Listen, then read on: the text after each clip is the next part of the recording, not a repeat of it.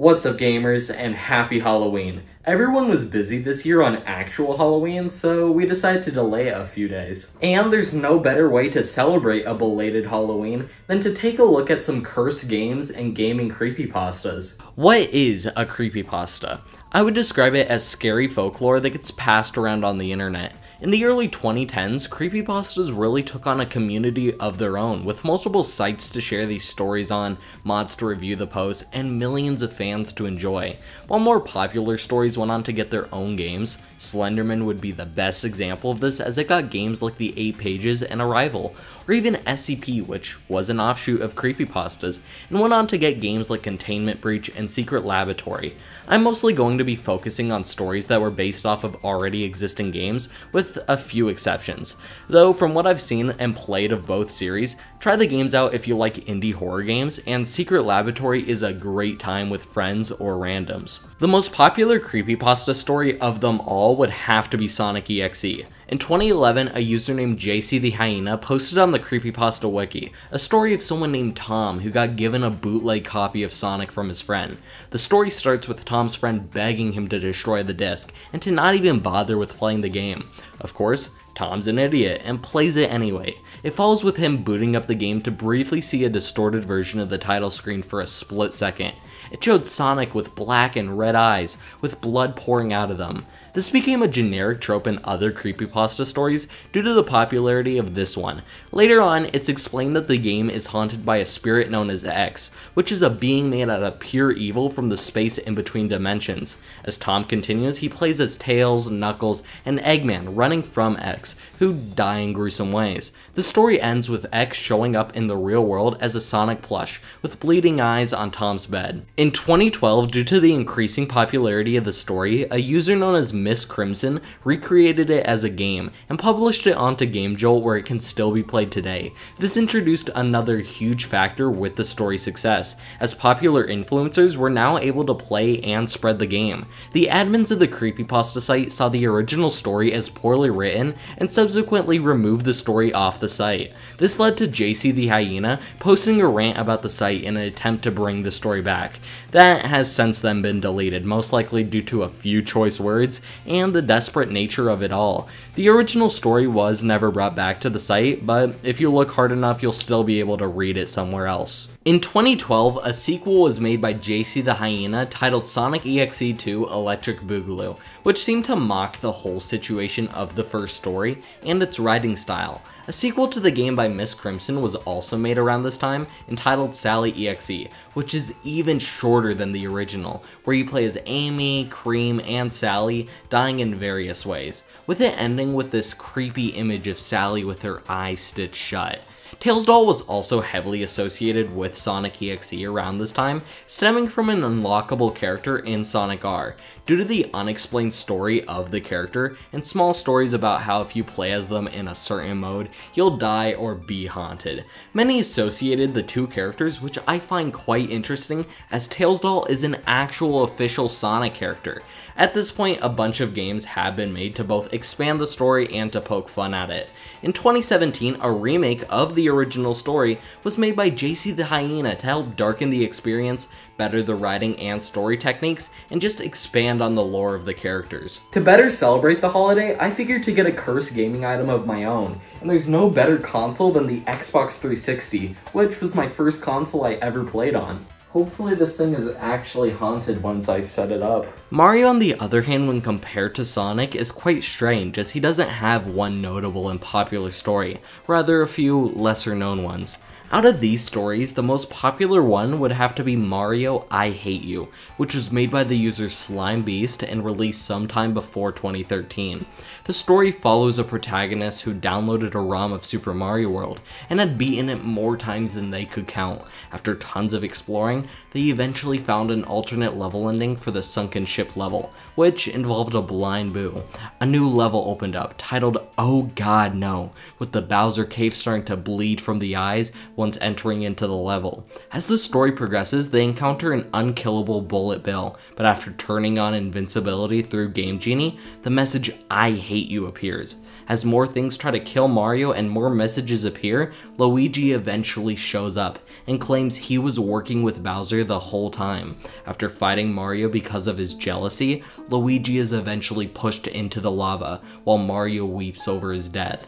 Everything after that in the game was the exact same, except for this end screen. Similar to Sonic.EXE, a game was made to depict the story with a few changes to make it play better. The other popular creepypasta stories that involve Mario but aren't famous have to be things such as Mario.EXE and the story just called Mario. In more recent years, 2020 saw the insane popularity of every copy of Mario 64 is personalized. This stemmed from popular iceberg videos and images showing things like a Wario apparition. Also, stories like every version of Mario 64 has a slightly altered version of that game for the player help to influence it. Many videos and stories were passed around showing Mario running from a giant Wario head. The actual source of the Wario head comes from an E3 1996 presentation, where he's seen to serve as some sort of transition to a live presentation of the Nintendo 64. Why won't this thing turn on? Maybe it was a scam after all. Sure, I guess. Zelda, which is another huge franchise by Nintendo, saw a lot more popularity when it came to creepypastas due to Ben Drowned. The story was created by and follows the user JDuceable, who is a college student that went around looking for numerous N64 games. At a yard sale, he met a strange old man who gave him a copy of Majora's Mask for free, despite the label being torn off of the cartridge. The guy was just asking to be haunted at this point. Upon booting up the game, there was already a save file labeled Ben, and videos were uploaded to YouTube by the creator to better document the whole situation. After performing the fourth day glitch, numerous errors occurred, such as events being out of place and reversed music. The weirdest of which was a statue that looked like an ugly version of Link and was used to help with puzzles in the normal game, kept following them around, even teleporting. As the story goes on, the save file changes to various messages, like your turn and Ben drowned. We also learn that the game's haunted by a boy named Ben who died 8 years prior to the story, by drowning of course. Numerous messages appear from the game saying that Ben is lonely and just wants to play. After a break, this story picks up from the point of view of JDucible's roommate, who claims JDucible is terrified of the game and convinced something is hunting him. The roommate uploads a video that follows Link as normal until he drops an image containing the statue and Happy Mask Salesman from Majora's Mask.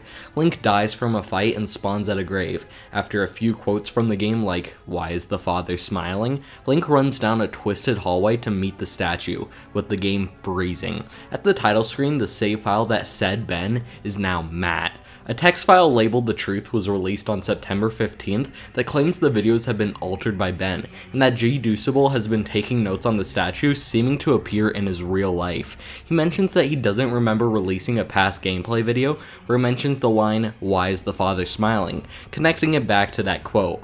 After his computer says hi and directs him to the site Cleverbot, he realizes Ben is actually talking back to him. Ben claims that he wants to be free and that he was just having fun. As the story progresses, the protagonist claims that it feels as if Ben has infected more than just the computer. He goes on to state that the stories posted by him had the appearances within the real world by the statue and the Moon Children removed. Ben claims that he had done this before and that he'll do it again to another person. The Moon Children seem to be an entity of their own separate from Ben, and the old man appears again, looking up at the window of the apartment that JDucible is in. JDucible goes on to write his closing thoughts on a safe computer and says that nobody should download anything related to the videos to stop Ben from spreading. He says that he's going to burn the cartridge and destroy the computer, though a small note gives in to reveal that the protagonist never actually had a roommate, meaning it was Ben that uploaded the final video and text file. An ARG was made after this to better explain the story of the Moon Children, and it reveals that Matt wasn't the protagonist's name from the first story, rather the next victim. The story from here involves multiple protagonists, which was later explained by Alex Hall, who made the story. He stated that time and money kept him from continuing the story, but that he wanted people to have the chance to lose main characters, yet still beat Ben. After funding by the community, he continued the series, and a game was being developed within Unity 3D. Alex later announced in 2014 that the story was being adapted into a live-action series by Warner Brothers and the director Clive Barker. What the? That just kind of looks weird. That's just rude. Pokemon is the biggest media franchise, yet there aren't a lot of creepypastas surrounding it. Just the same old bootleg game that's actually cursed. The closest thing I can think of for Pokemon when it comes to creepypastas would be the Lavender Town Syndrome. In the first Pokemon games, Gen 1, Lavender Town can be found, which includes the series' only Pokemon graveyard. Many children and younger teens experience nausea and headaches, especially those wearing headphones. Many even committed self-harm to themselves.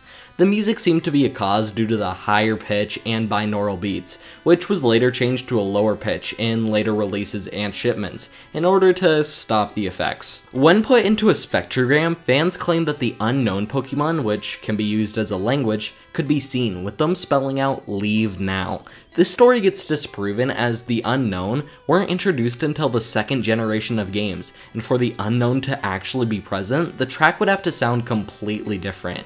The story was most likely based on the real events, where a Pokemon TV episode caused many kids to experience seizures. This whole situation reminds me of Polybius, an arcade game that was rumored to be controlled by the US government. It was described to be a space shooter similar to Space Invaders and Asteroids.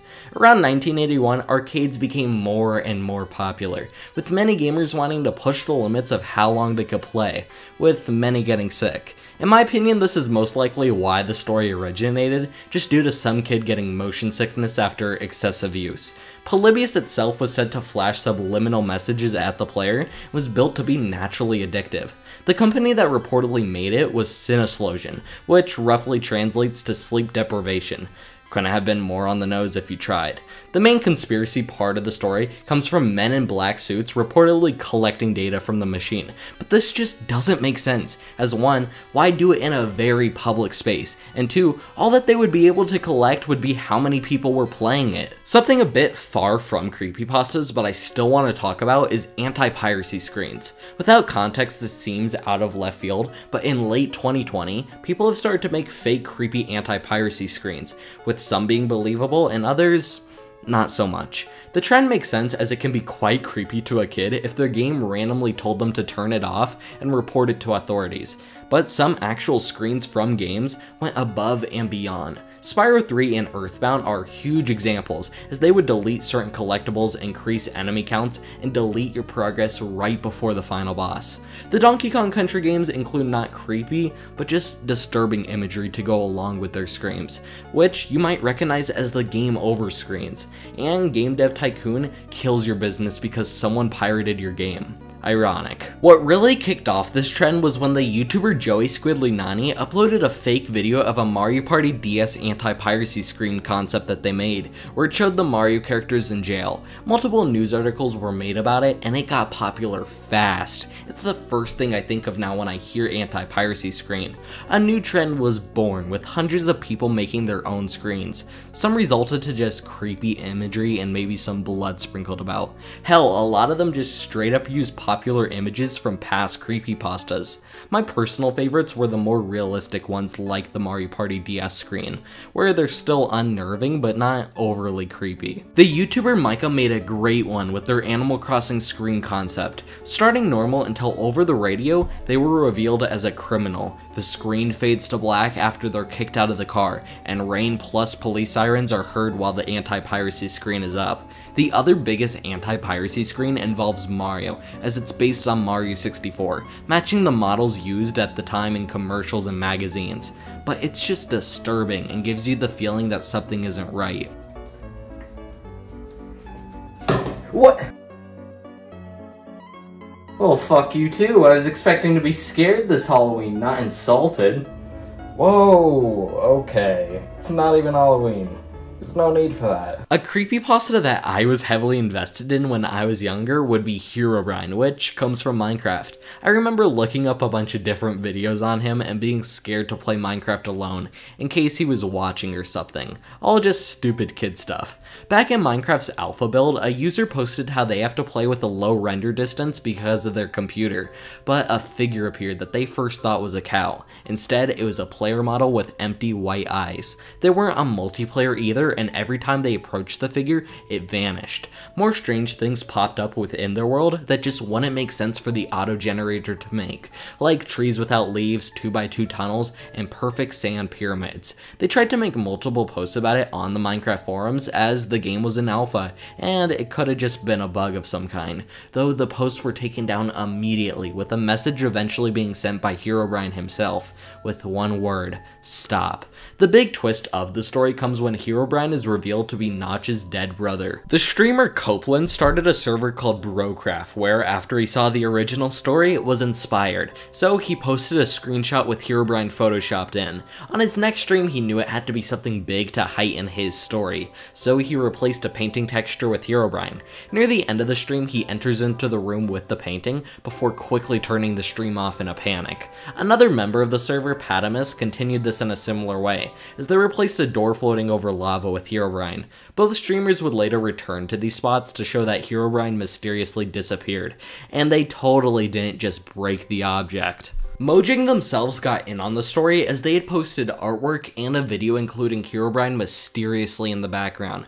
The biggest revelation had to be that included in the beta 1.6.6 changelog was a line stating removed Herobrine, which just fueled the flames and has been included in the Minecraft patch notes every once in a while since then. From here, YouTubers made content featuring Herobrine as a villain, with him now being able to be summoned with an altar that became iconic for internet history. Along with that, the YouTuber Space Waffle posted a video of Minecraft Pocket Edition, with an extremely exaggerated reaction. We Deleted You is similar in my opinion, as it's something I saw a bunch back when I was a kid. The story follows multiple protagonists as they deal with a corrupted Wii with the Mii character named Edeled, which is delete spelled backwards. Apparently if a Mii is deleted, they get sent to a deathbed-like state in a hospital, which only Edeled can survive, but they deal with a lot of pain. As the story goes on, characters die and more corrupted characters get introduced. Par for the course. The main reason I wanted to talk about this story though is due to how it relates to my own cringiness.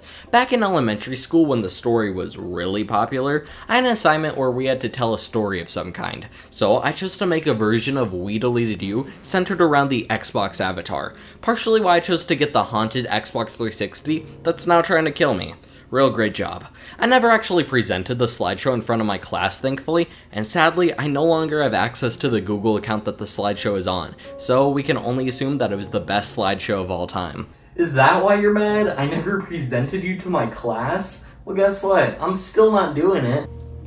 I mean, all it has is a knife. Maybe I can take it? Damn it! Godzilla NES Creepypasta has to be my favorite, as I'm a huge fan of the movies, and the creepypasta is just really good. The user CosbyDaft does a great job with the writing when compared to other stories, as the main character doesn't automatically think that the game is haunted by a demon, instead chalking it up to an early copy of the game or a ROM hack. They also include a lot of screenshots to help people better understand what's going on, which is a huge plus. The story follows Zachary, who recently became nostalgic for Godzilla, Monster of Monsters, and got given a copy from his friend. The game was normal when moving the character around through different levels in order to beat the bosses and destroy the base, but Gazora's fight was different. Each boss should only be 40 seconds until it kicks you out and makes you try again, but the Gazora fight lasted much longer before glitching out.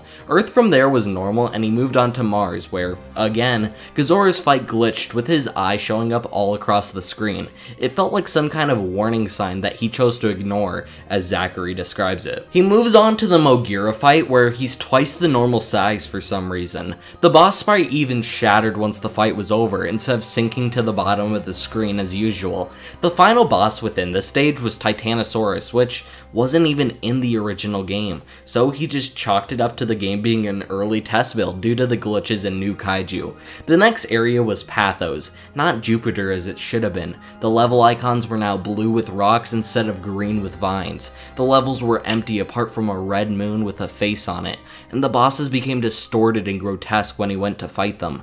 The final boss, Biollante, wasn't even created yet as its movie came out in 1989, a whole year after the game. The end of this area was where things truly became distorted, as it was a hellish landscape with only one objective: run. Zach was horrified at this point as he was chased by this red creature known as Red.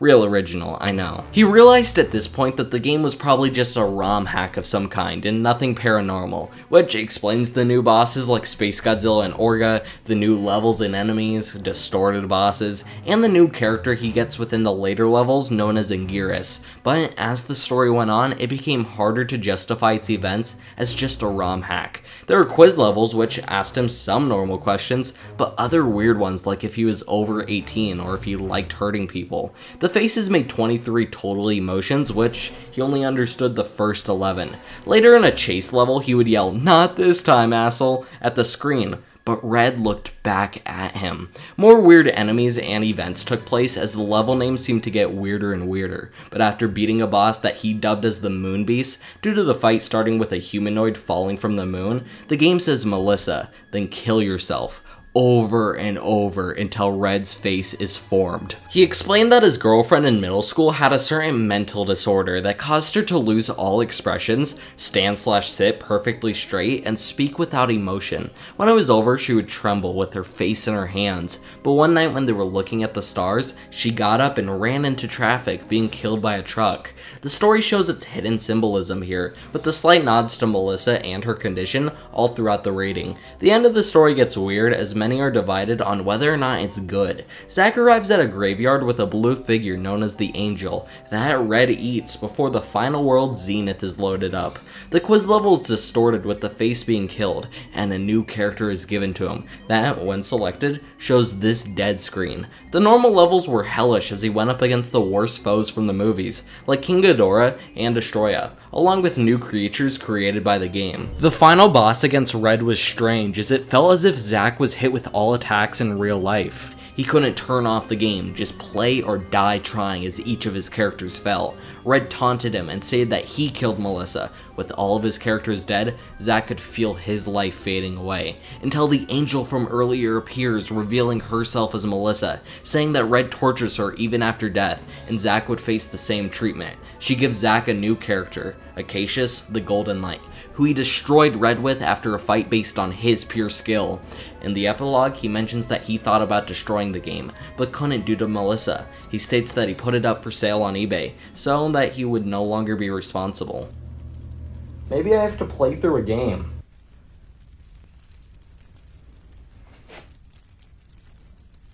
That was my only controller, you asshole. CosbyDaft isn't done yet, as he's been working on the Godzilla replay creepypasta. That's sadly unfinished at this point in time. This is because the story and world of the creepypasta is so much bigger, with CosbyDaft making all of the sprite work on his own. The story starts with a new protagonist, Carl, who bought the game after seeing Zack's story. He didn't believe any of it, but was still interested. The first area was prehistoric, with Godzilla being replaced with a dinosaur. The third level was super glitchy as well, with King Ghidorah showing up before the game kicked him out of the fight. The boss for the area was against the Triceratops, but in the background was a nuke falling while a countdown from a minute happened. Once the nuke lands, a cutscene of an explosion plays while Godzilla rises. Confused, Carl emailed Zachary about the events, but Zack said that the game recreated itself and that this wasn't a good sign. The second chapter follows with the area Gelid, an ice zone that introduces more unique enemies. As it goes through the level, the passive snow becomes a fierce blizzard, making it harder to see and enemies freeze to death. He comes across more unique bosses and eventually a creature that tells him that the first man to walk on the moon was actually Ezekiel Xanderfruit. A bit out of nowhere, to be honest. In the next level, arrows trick him into dead ends while numerous hostile and passive creatures are spread throughout the level. After a while, he comes across a little green thing called Osul that claims he's lost and needs help. Osul somehow hurt him, which was weird, but it seemed harmless enough, so he pushed forward. More creepy imagery and enemies later, he reaches the final level, Sin, where he fights against a Cyclops demon. After the fight, a gate appears with 7 slots, with the symbol of the Cyclops being put into place. After taking a break, he tried to mess around with a password screen, which featured a new keyboard. He tried names of worlds in Zack's original playthrough and the original game codes. Most didn't work other than Destroy All Monsters, where he plays as a robot with a club hub that destroys smaller creatures. A few codes on the alternate keyboard worked, showing off strange events, but he eventually typed in Xanderfruit, which brought Carl to another keyboard for the Transcendence project. Nothing could be done, so he moved on to his normal playthrough, with the next world, Corona. He chose to take his time with this area despite being able to rush it. One level featured enemies in electric chairs screaming as they died. In the next level, he found and unlocked Rodin in a mirror, which he actually recognized. He fought against the mini-boss King Kong, which ended abruptly as he seemed to disappear. As the story goes on, he comes across a forest with demon-like creatures that abduct others, but after the color fades, he meets the villain of the story, Warlock. In the final level, he fights the demon Exalton as Rodan, which grants him the purple sin key for the gate. In the fourth area, Amorphous, he meets Usul again, where they state that this was their home, but it wasn't like this, destroyed. Carl asked if Usul knew any passwords, and he did. Carl went back to the Transcendence project, where it shares multiple logs on the game. The game would be unique to each test subject, and could only be played by one person in a room alone, not multiple people, even if only one person was playing. Some test subjects claim to see the devil. More info is shared, but it isn't super important. Later in Amorphous, Carl finds a creature that claims to have helped him in the Kong fight a while back. They say that they can help Carl win, but before Carl can respawn, the creature is killed by green lightning. Warlock appears to warn Carl for the last time, before fighting Odia, another demon. He of course beats them and unlocks the green sin key. The most recent chapter released follows into the fifth area, Tempest, in which Carl finds more blue demons. Osul is looking for his family here, but claims that they're probably dead. A creature teleports behind him, then kidnaps Osul, before disappearing once again. He plays as his new character, King Caesar, but for some reason can't access the final boss with him, so he's forced to kill King Caesar off. He beats the demon Salak, gaining the dark blue sin key, but before moving on, he's greeted with King Caesar as a boss. Within the stage, Caesar transitions into Warlock, and a fight commences. Carl beats him enough for Warlock to flee, but Warlock claims that it won't matter. This is as far as the story goes, but I can't wait to see what comes next. In my opinion, it looks as if each world represents one of the 7 deadly sins, and the gate could possibly open up to hell itself. What if I sneak up on it? Honestly, would have just been scarier if it was a normal Connect. The future of creepypastas has more recently revealed itself as ARGs and videos showing off fake games. Petscop was the first big example of this, and it follows Paul playing a lost PS1 game where you collect pets. The video series has numerous connections to child abuse and the foster care system, though it still keeps the story hidden enough for it to be open-ended. The story becomes linked to Paul with his mother having the game, and multiple censored points in the videos that were put there by Paul, which helps to keep mystery of who he's talking to or what he saw. Demos are used throughout the videos which connect the normal gameplay to an altered state. For example, the first one connects flower pickings to a treadmill, with the same pause at 3 left. The story follows multiple characters, with Marvin kidnapping Care and convincing her that no one likes her, along with connections between Tiara and Belle being the same person.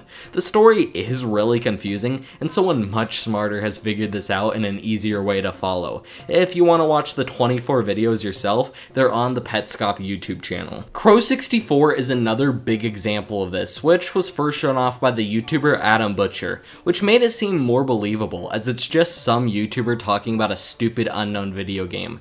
Though hidden beyond is the story of Manfred Lorenz, founder of Opus Interactive. Now he's plagued by his daughter's death. Spread across numerous YouTube channels are hints and codes to help the community figure out the story. It follows Manfred making a game for his daughter, but he became obsessed with his work while his daughter became sick. After her death, he left numerous messages about how he was sorry that he wasn't there for her within the game. An employee reached out to him because he hadn't gone home, and the player should be in mind when making this game, but Manfred stated that the player was now gone, referring to his daughter. Manfred killed himself by drowning with his computer. Numerous codes later, we learn that the channels are being run by an alive Manfred. He's running these in hopes that his son finds him once again. The story hasn't gone past this, so it ends here. Well, everything I've thought of hasn't worked. What's in every creepypasta? Fire and blood. And the opposite of blood and fire is water. I could have done that the whole time? That was so anticlimactic. Belated Halloween is such a scam. I didn't even get scared, my stuff just got destroyed. At least there's no cliffhanger ending like most creepypastas. Seriously?